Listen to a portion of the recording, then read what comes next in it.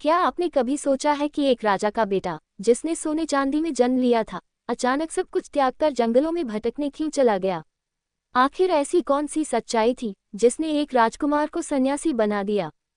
आज हम आपको एक ऐसी कहानी सुनाने जा रहे हैं जो न सिर्फ आपके मन को झकझोर देगी, बल्कि आपको जिंदगी को एक नए नजरिए से देखने पर मजबूर कर देगी।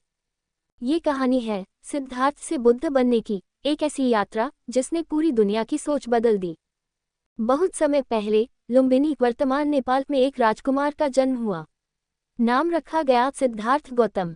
राजमहल में हर सुख सुविधा थी, लेकिन एक भविष्यवाणी ने राजा शुद्धोधन को डरा दिया। कहा गया, यह बालक या तो एक महान सम्राट बनेगा या फिर सन्यासी बनकर सत्य की खोज करेगा। राजा ने सिद्धार्थ को महल में कैद कर लिया, लेकिन कुदरत को कुछ और ही मंजूर था। एक दिन सिद्धार्थ महल से बाहर निकले और उन्होंने 4 अद्भुत दृश्य देखे। एक बूढ़ा आदमी जिससे पता चला कि हर इंसान बुरा होता है।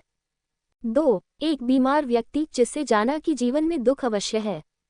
3 एक शव यात्रा जिससे समझा कि मृत्यु अटल है। 4 एक सन्यासी जिससे जाना कि शांति की खोज संभव है। बस इस दिन राजकुमार सिद्धार्थ की पूरी दुनिया बदल गई। रात के अंधेरे में सिद्धार्थ ने अपनी पत्नी और नवजात बेटे को छोड़कर सत्य की खोज के लिए महल त्याग दिया। वह जंगलों में भटकते रहे, कठोर तपस्या की, लेकिन ज्ञान नहीं मिला।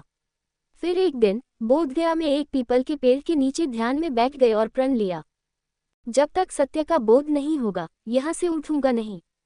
7 दिन और 7 रातों के बाद सिद्धार्थ को आत्मज्ञान प्राप्त हुआ। अब वे महात्मा बुद्ध बन चुके थे। उन्होंने सारनाथ में पहला उपदेश दिया, जिसे धर्मचक्र प्रवर्तन कहा गया।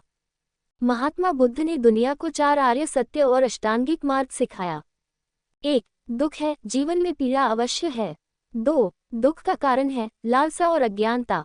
3 दुख का अंत संभव है अगर लालसा खत्म हो जाए। 4 दुख समाप्त करने का मार्ग है सही सोच, सही कर्म और ध्यान का मार्ग। बुद्ध ने हमें सिखाया कि सच्चा सुख कहीं बाहर नहीं, बल्कि हमारे मन के भीतर है।